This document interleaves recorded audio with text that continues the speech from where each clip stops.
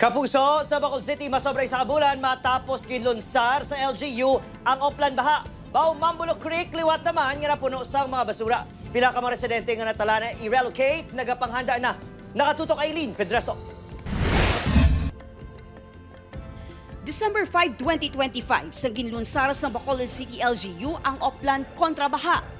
Lakip sa mga ginpaidalom sa dredging, declogging, kag clearing ang Mambulok Creek sa Barangay 2. Personal pa ini nga gin-inspeksyon ni President Ferdinand Marcos Jr. sa Disyembre 12. Masobra isa ka bulan ng lagligad, ini na ang sitwasyon sa creek. Talalupang doon, nga liwat na nagtumpok ang mga basura sa creek. Ang pila ka mga residente, nagapanindugan nga hindi halin sa ila ang mga basura. Kaya halin na to siguro sa babaw, kay kami diya, ang basura, yun ang punta naman ay sako, kay ipahaboy, di sagwa. Nagakabalaka ang mga residente nga tunaan liwat sang baha kung magbara ang basura sa creek. Sunod sa backhoe operator, naguba ang ila heavy equipment, rason nga nauntat ang clearing. Ginatingwaan namon nga maubra kay para nga matigayon na namon nga ubra. Amo na gani mga kuntanawon mo naglimpyo na to puro subong bago naman yung mga basura nga nagalalabot to.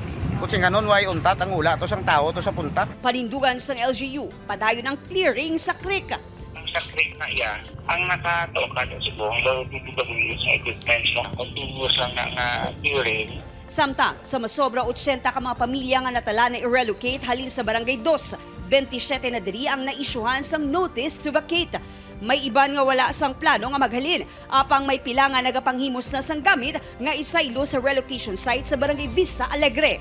Makabaton sila sang tig 10,000 pesos nga financial assistance. Sa kamasa materialis sa buong lansang lang ganyan may guwan.